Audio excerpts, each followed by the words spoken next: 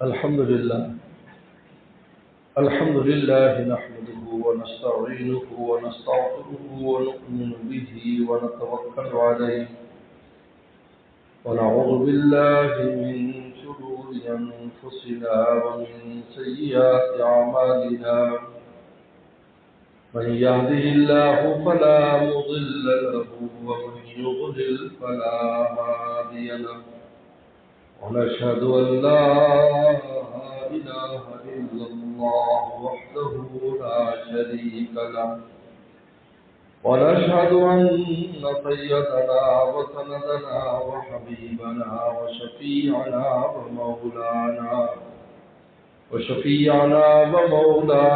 محمدا عبده ورسوله صلى الله تعالى عليه وعلى آله وأصحابه وبارك وسلم. أما بعد فأعوذ بالله من الشيطان الرجيم. بسم الله الرحمن الرحيم. إنا أنزلناه في ليلة القدر وما أدراك ما ليلة القدر. ليلة القدر خير من 1000 شهر. وقال النبي صلى الله عليه وسلم: من صام رمضان إيمانا واحتسابا غفر له ما تقدم من ذنبه ومن قام رمضان إيمانا واحتسابا غفر له ما تقدم من ذنبه ومن قام ليلة القدر إيمانا واحتسابا غفر له ما تقدم من ذنبه أو كما قال عليه الصلاة والسلام.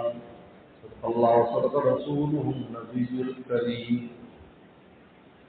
میرے محترم بزرگ دوستو، آج یہ رمضان مبارک کا چوتھا جمعہ ہے. یہ بھی امکان ہے کہ جمعۃ الوداع ہو، ورنہ آنے والا جمعہ جمعۃ الوداع ہو جائے گا. اللہ تعالیٰ نے اس امت کے ساتھ اپنی رحمت کا خاص معاملہ کیا ہے. حدیث شریف میں آتا ہے، بخاری کی روایت ہے، کہ قیامت کے دن امتیں پیش ہوں گی اور اللہ تعالیٰ امتوں کو ان کے پیغمبروں کے ساتھ جو وعدے کیے ہوں گے اس کے مطابق انعامات دیں گے. پیغمبر صلی اللہ علیہ وسلم نے ارشاد فرمایا کہ یہودیوں کی عبادات اتنی لمبی کہ جیسے فجر سے لے کر ظہر کا وقت، اتنی لمبی.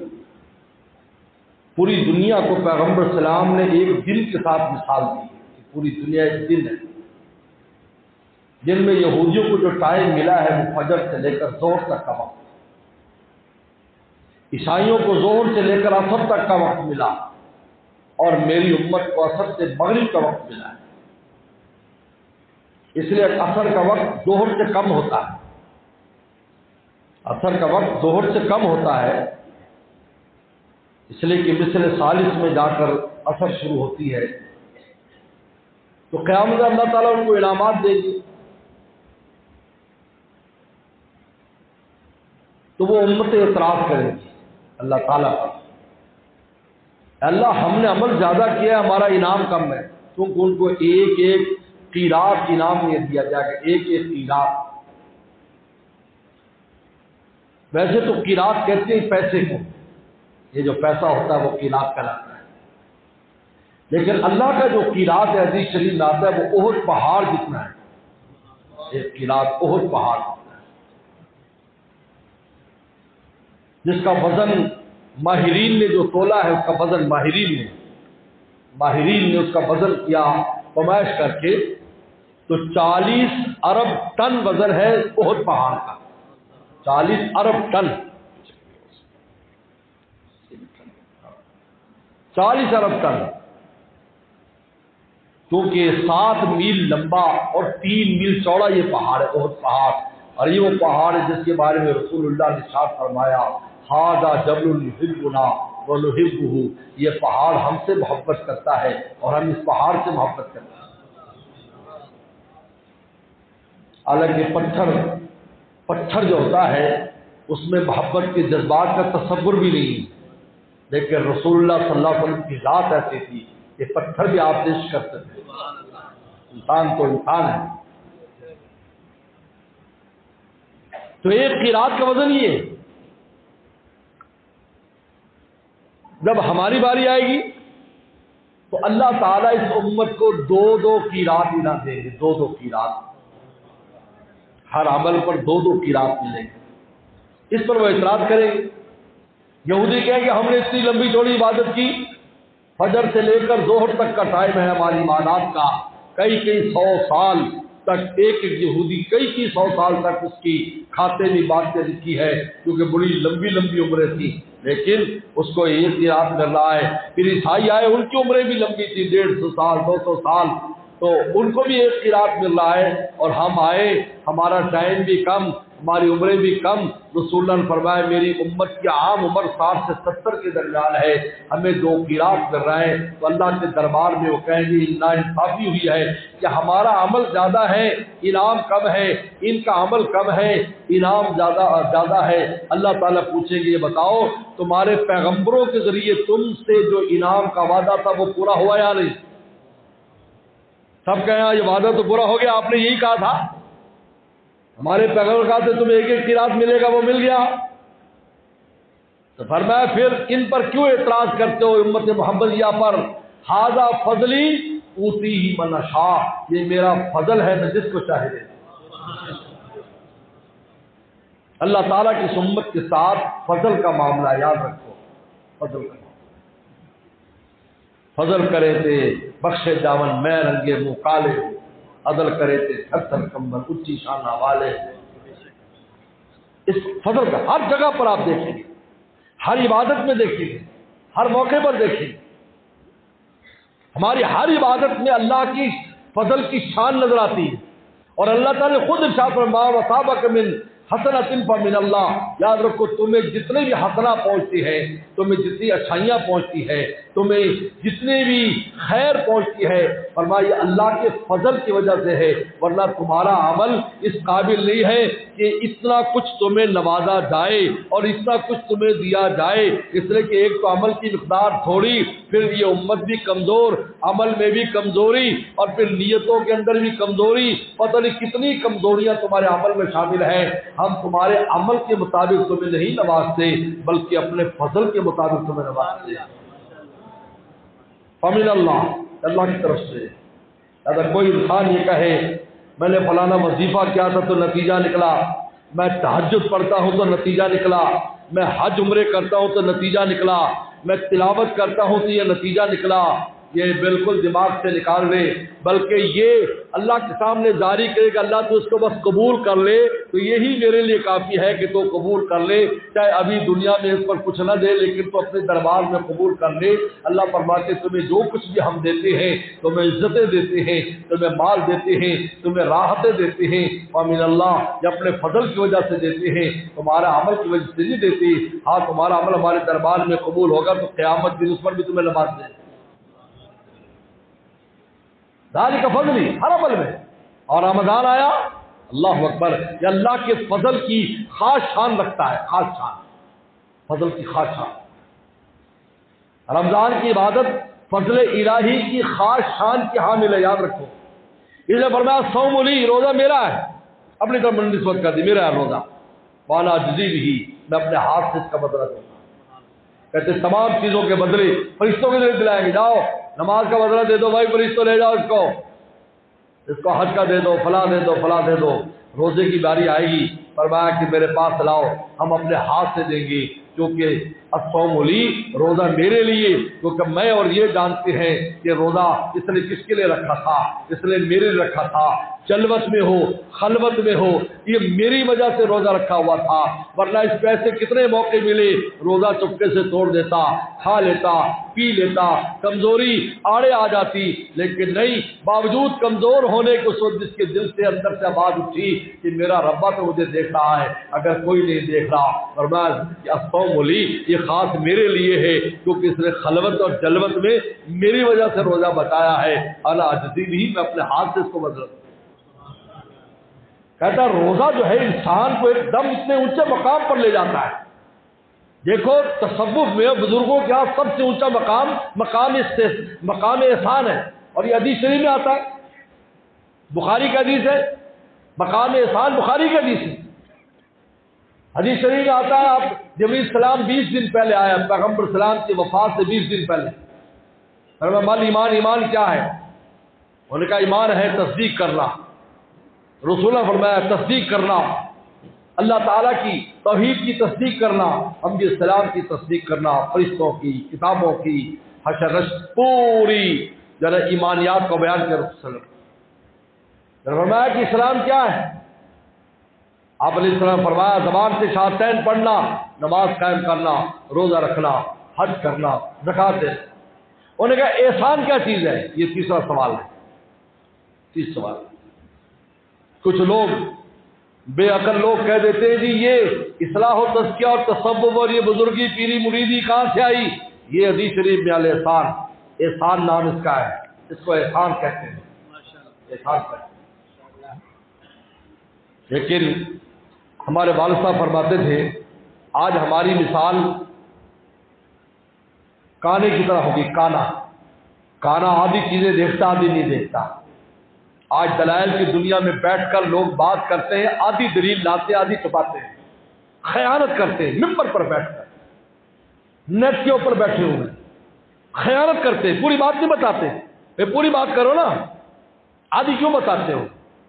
والد صاحب فرماتے تھے ایک کانا تھا, ایک بازار میں چلا گیا, تو نے دیکھا ادھر دکانیں, آخر تک دکانیں. اب یہ تو نظر نہیں آ رہی تھی اس طرف کی. جب بازار پورا ہو گیا تو جب وہ گھوما تو ادھر نظر آئی, تو کہنے لگے یہ دکانیں جو ادھر تھی ادھر کیسے آ گئی؟ وہ کہا بے وقوف, یہ پہلے سے ادھر موجود تھی, تیری ایک آنکھ ہے. احسان مل احسان, احسان کیا چیز ہے؟ کس کیفیت کا نام احسان ہے؟ رسول اللہ سے تیسرا سوال جبریل صلی اللہ علیہ وسلم کر رہے ہیں. فرمان تعبد اللہ کا انک تراہ, کہ اللہ کی ایسی عبادت کرو گویا کہ تم اللہ کو دیکھ رہے ہو. فَإِن لَّمْ تَكُن تَرَاهُ فَإِنَّهُ يَرَاكَ, اور اگر تم نہیں دیکھ رہے تو اللہ تو یقیناً تمہیں دیکھ رہا ہے. اس استحضار کے ساتھ عبادت کرنا اور زندگی بسر کرنا کہ میرا مولا مجھے دیکھ رہا ہے, اس کو احسان کہتے ہیں. یہی وہ مرتبہ ہے. اس لیے حضرت شیخ الحدیث مولانا زکریا رحمۃ اللہ علیہ سے مولانا حبیب الرحمان صاحب جلندری نے پوچھا تھا, لدھیانوی, مولانا حبیب الرحمان صاحب لدھیانوی جو ختم نبوت کے سو امیر تھے, انہوں نے سہارنپور میں جا کر پوچھا تھا اگر یہ تصوف کیا چیز ہے, یہ بزرگوں کے پاس آنے جانے کا کیا فائدہ ہے؟ آپ اس میرے سوال کا جواب سوچ کر رکھیں, میں 3 دن کے بعد واپس آؤں گا, آپ سے جواب لوں گا.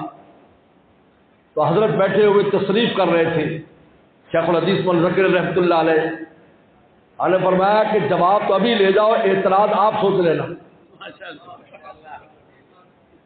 انہوں نے کہا اچھا؟ انہوں نے کہا ہاں. کہا کہ اس کی ابتدا ہوتی ہے انما الاعمال بالنیات, کہ نیتیں درست کرو. بزرگ نیتیں درست کراتے, یار اپنی نیتیں پہلے سیدھی کرو. اور اس کا آخری مقام ہے انت عبد اللہ کا انک تراہ, ایسے عبادت کر گویا کہ تو رب کو دیکھ رہا ہے, ورنہ رب تو تجھے دیکھ رہا ہے. اس کا یہ اس کی انتہا ہے اور نیت اس کی ابتدا ہے. اب آپ جائیے, جب آپ اس پر آپ اعتراض سوچیں. 3 دن کے بعد واپس آئے, انہوں نے کہا میں نے بہت غور کیا, یہ تو عین شریعت ہے. یہ تو ہمیں حکم دیتی ہے, یہ ہمیں شریعت کہتی ہے کہ اپنے نیتیں درست کرو. ہر عمل شروع کرنے سے پہلے تمہاری نیت ٹھیک ہو, اور پھر اس عمل کو اتنا اونچا لے جاؤ, اللہ مجھے دیکھ رہا ہے, ایسے کھڑا ہے کہ مولا مجھے دیکھ رہا ہے. اب یہ جو مقام احسان ہے یہ رمضان میں ہمیں حاصل ہو جاتا ہے, ہمارے بچوں کو بھی حاصل ہے. یہ روزہ رکھتے ہیں, چھوٹا سا بچہ, بھوک لگی ہے, پیاس لگی ہے, اس کا عزم بھی کمزور ہے, ارادے بھی کمزور ہے, جسم بھی کمزور ہے, کا دل چاہتا ہے جلدی سے ٹھنڈا ٹھار شربت پی لو, جلدی سے کر. کیا چیز روکتی ہے؟ دائیں بائیں دیکھتا ہے, نہ ابا دیکھ رہا ہے, نہ اماں دیکھ رہی, کوئی بھی نہیں. کمرہ بند کر لے, کنڈی چڑھا لیتا ہے. مال اس کو خیال آتا ہے میرا ربا دیکھ رہا ہے. بتاؤ یہ مقام احسان ہے یا مقام معمولی نہیں؟ یہ آسانی سے حاصل نہیں ہوتا. لیکن رمضان کی عجیب و غریب برکت ہے کہ اس مہینے میں آسانی سے ہم کتنی بار مقام احسان سے گزرتے ہیں اور اللہ اس مقام سے ہمیں گزارتے ہیں اور ہمارے دل میں اس کو دیتے ہیں، یار کوئی تو نہیں دیکھ رہا لیکن میرا ربا تو مجھے دیکھ رہا ہے. بھائی یہی مقام احسان ہے. اگر یہ کیفیت مستقل ہمارے دل میں بیٹھ جائے، اسی کا نام ولایت ہے، اسی کا نام دوستی ہے، اسی کا نام اللہ کا قرب ہے. یہی تقوی کا سب سے اونچا مقام ہے. ہر کام سے پہلے اس کو خیال آیا یار میرا ربا مجھے دیکھ رہا ہے، تو اس کا کم قدم غلط اٹھ ہی نہیں سکتا جب اس کو یہ استحصال ہوگا کہ میرا ربا مجھے دیکھ رہا. اللہ تعالیٰ نے یہ مقام ہمیں عطا فرمایا اس رمضان کے مہینے میں، اور تقوی کی دولت دی. گناہ سے بچے ہوئے، رات کو قرآن جگاتا ہے، دن کو روزہ تھکاتا ہے، روزے سے تھکا ہوا اور رات کو قرآن کا جاگا ہوا. تھکنا بھی مولا کے لیے، جاگنا بھی مولا کے لیے. جو رات دن تھکتے ہیں، دکانوں پر تھکتے ہیں، مزدوریوں میں تھکتے ہیں، کھیتی باڑی میں تھکتے ہیں، راتوں کو جاگتے بھی ہیں. فٹیک پڑ گئی، اسپتال مسئلہ ہے، پوری رات جاگ رہے ہیں، کسی لیکھے نہیں، کسی کھاتے نہیں دنیا داری کے لیے. لیکن یہاں مومن روزہ رکھتا ہے. حدیث شریف میں آتا ہے قیامت کی روزہ پیش ہوگا. اللہ میں نے دن بھر اس کو تھکایا، اس کو بھوکا رکھا، پیاسا رکھا، اس کو شہوتوں سے دور رکھا. اللہ اب میں سفارش کرتا ہوں اس کی. ادھر سے قرآن آئے گا، اللہ میں نے رات کو جگائے رکھا، اس تراویح میں پڑھ جو ہے قرآن سنا کرتا تھا، قرآن مجید پڑھا کرتا تھا، پھر رات کو جاگتا رہتا تھا، جلدی تہجد میں اٹھ کر بھی تہجد پڑھتا تھا. اللہ میں نے اس کو رات کو جگایا. اللہ فرمایا تم دونوں میرے دوست ہو، زیادہ تم دونوں اس کو اپنے ساتھ لے کر جنت میں پہنچا کے آؤ. سب سے بڑے سفارشی ہوں گے روزہ اور قرآن، کیونکہ ایک دن کا دوست اور ایک رات کا دوست ہے. کیسا مقام اللہ نے عطا فرمایا. فرمایا کہ رمضان میری امت کو جیسا رمضان دیا ہے، جیسا روزہ پہلے امتوں کو نہیں دیا. اور پھر سب سے بڑا انعام یہ ہے کہ ہمیں مہینہ وہ دیا جس مہینے میں قرآن نازل کیا. یہ عجیب بات ہے، کوئی اور مہینے میں روزہ دے دیتے، لیکن نہیں. شہر رمضان الذی انزل فیہ القرآن، ہم آپ کو روزے کے لیے وہ مہینہ دے رہے ہیں جس مہینے میں قرآن مجید نازل ہوا. کیوں؟ اس لیے کہ قرآن مجید کا فرشتوں کے ساتھ خاص تعلق ہے.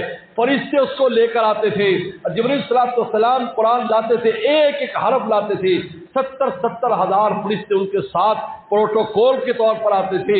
اللہ، اور قرآن مجید وہ ہے کہ جب پڑھا جاتا ہے فرشتے حاضر ہوتے ہیں. اِنَّ قرآن الفجر کان مشہودا، فجر کی نماز میں امام قرات کرتا ہے، آنے والے فرشتے بھی مسجد میں اور جانے والے فرشتے اس قرآن مجید کو سنتے ہیں.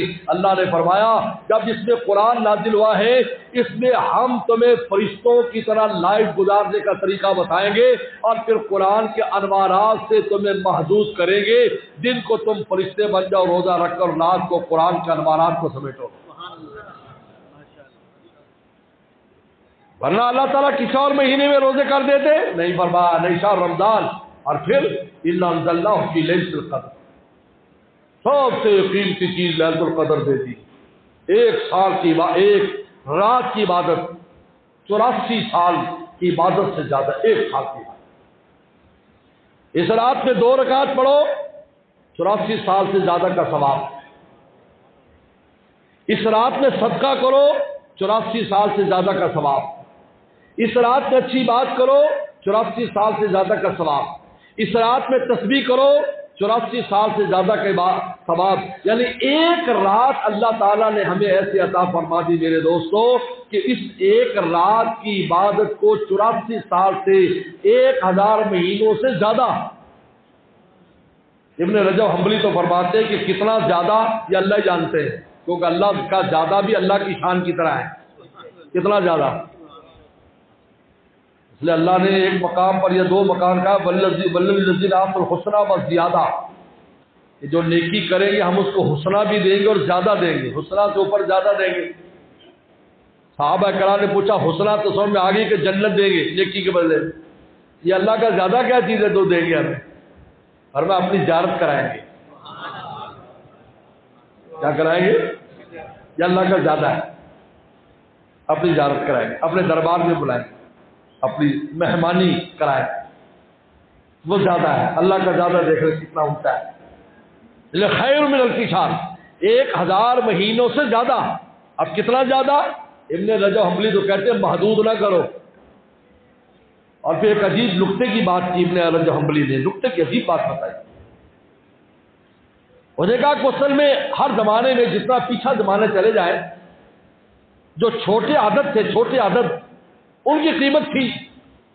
ایک زمانہ تھا کہ جس کے پاس 1000 ہوتا، بہت امیر آدمی، یار 1000 پتی ہے بھائی، 1000 پتی ہو، 1000 پتی، 1000 رہے، 2000، 3000. پھر زمانہ آیا ہمارے بچپن کا زمانہ، لکھ پتی، جناب فلانا لکھ پتی ہے، لکھ پتی، او لاکھ، کئی لاکھ اس کے پاس ہے، لکھ پتی. پھر زمانہ آیا کروڑ پتی. اب زمانہ ہے ارب پتی. نہ کروڑ کی قیمت رہی، نہ لاکھ کی رہی، نہ 1000 کی رہی. تو جتنا پیچھے زمانہ جائیں گے تھوڑے پیسوں کی قیمت زیادہ تھی، جتنا آگے جائے گا زیادہ کی قیمت کم، بلکہ ارب پتی بھی کچھ نہیں رہا. جب وہ ڈالر کے مقابلے بلاتا ہے تو وہ بیچارہ کچھ بھی نہیں لیتا، وہ چھوٹا سا ہو جاتا ہے. جب وہ ڈالر کے ساتھ اپنے کاروبار کے حساب کرتا ہے تو وہ تھوڑے سے ڈالر اس کے اندر بنتے ہیں. جیسے حاجی لوگ ہم حج عمرے پر جاتے ہیں تو اتنے سارے پیسے لے کر جاتے ہیں، اور جب وہاں جا ریال تقسیم کراتے ہیں تو تھوڑے سے گنتے ہوئے لاتے ہیں. ہمارے ساتھ ہمارا بیٹا گیا تو اس نے کہا کہ جی میرے پاس بابا پیسے ہیں. میں نے کہا بھائی یہ 100 ریال رکھ لے اپنے کھانے خرچے مرچے کے لیے. نہیں بابا میرے پاس بھی میں کھلے کراتا ہوں. جب کھلے کرا کے لایا تو 25-30 ریال آئے. میں نے کہا ہاں بھائی. پتہ نہیں بابا یہ 100 روپیہ جلدی کرو، ہمیں 100 ریال دے دو. یہ تو واپس آ رہے ہیں بھائی. بھائی یہ حالات ہے آج، حالات یہ. اس لیے جو الف کا لفظ استعمال کیا قرآن نے، خیر من الف شہر، یہ اس زمانے کے اعتبار سے کہ اس وقت بڑا عدد یہی تھا کہ 1000 مہینوں سے زیادہ. اگر اس زمانے میں لاکھ کا لفظ استعمال ہوتا یا کروڑ کا تو پیغمبر صلی اللہ علیہ وسلم اس لفظ کو بھی استعمال کر سکتے تھے. قرآن اس کو استعمال کرتا، جس سے آپ اندازہ کر سکتے ہیں کہ مراد یہ ہے کہ یہ ایسی ایک رات اللہ نے ہمیں رسول اللہ صلی اللہ علیہ وسلم کی برکت سے اور اپنے فضل سے عطا فرمائی ہے.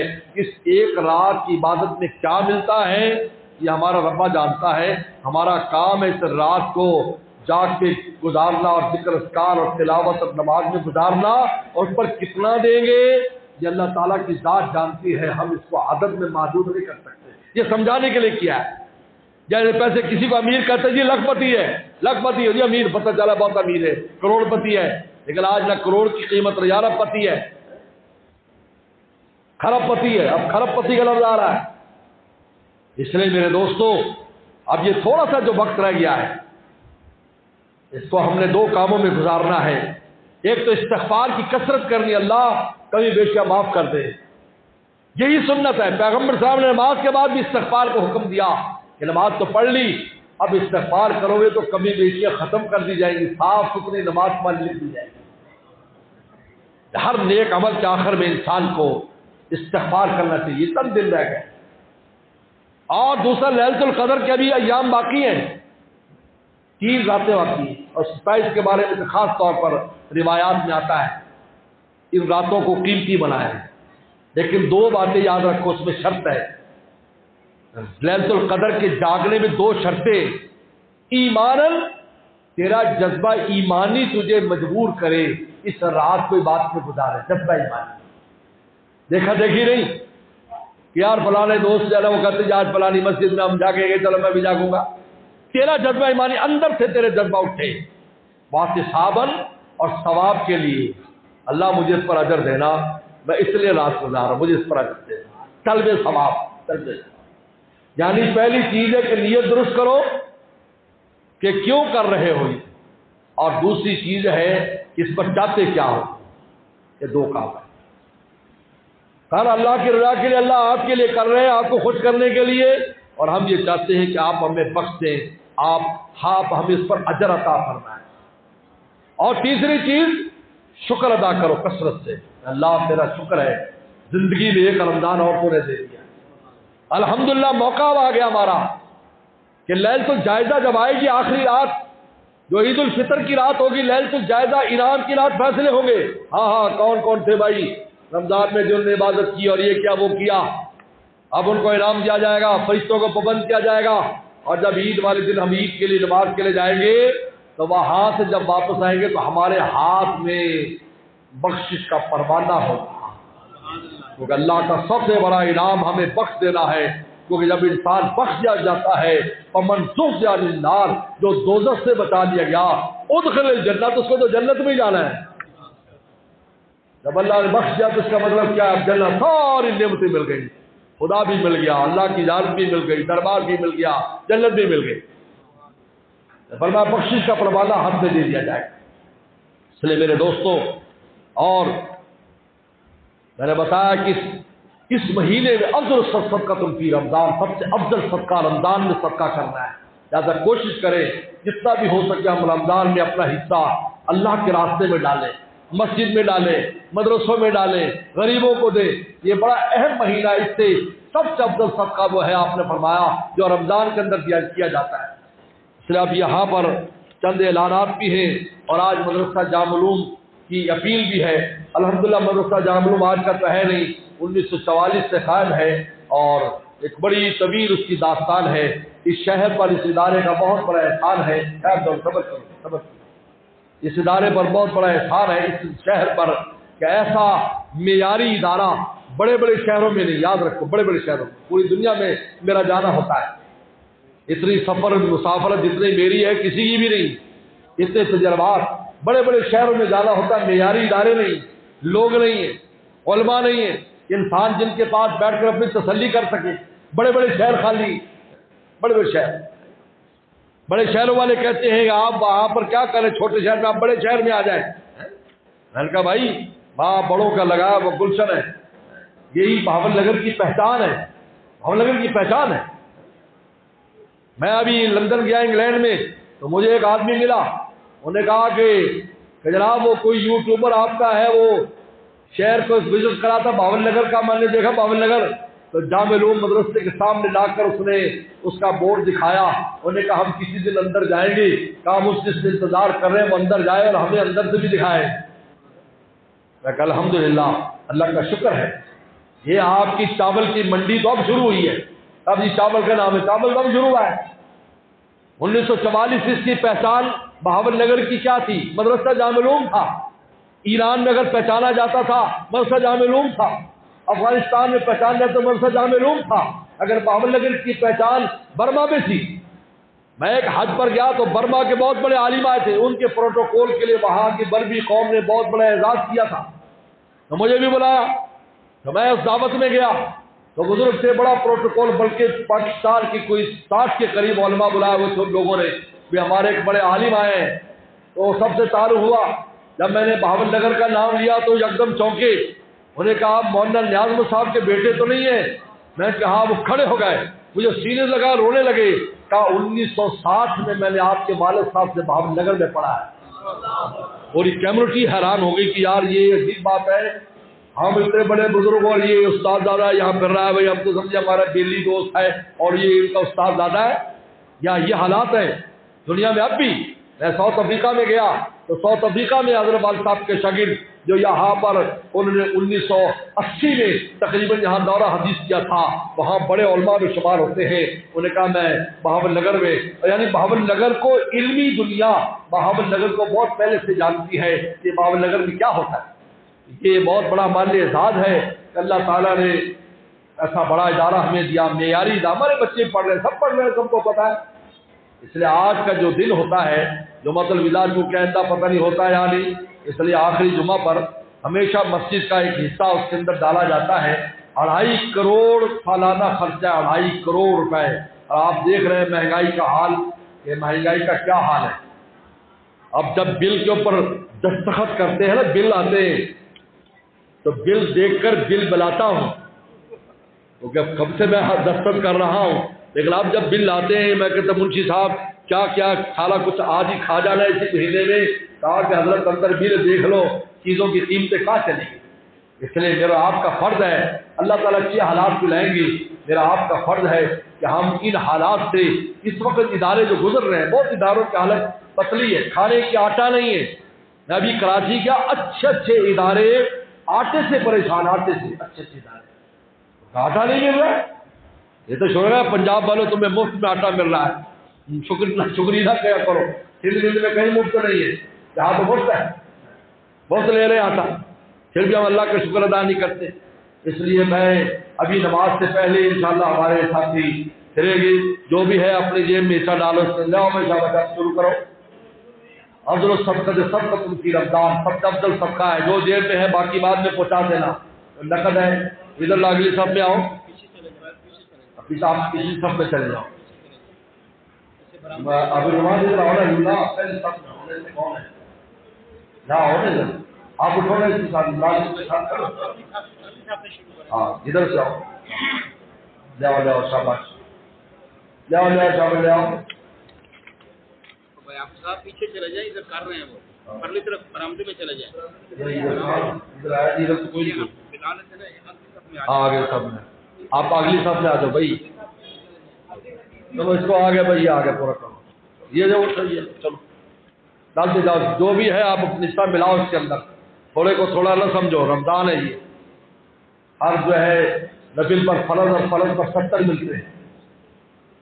شاباش جلدی جلدی کرے بھائی، کوئی ساتھی رہ نہ جائے، یہ آپ کا حصہ ہے تو مدرسے میں پڑے گا، آپ کے لیے بہت بڑا صدقہ جاریہ ہے۔ ایک ایک عالم کو قیامت کے دن اتنے لوگوں کی سفارش کی جات ہوگی جس کے آسمان کے ستارے، اور ہمیں کیا چاہیے بھائی، بات تھوڑا سا حصہ مل جائے۔ اور حکیم الامت تھانوی رحمۃ اللہ علیہ فرماتے ہیں، آجا 500 کھلا دو، 500 کھلا دو۔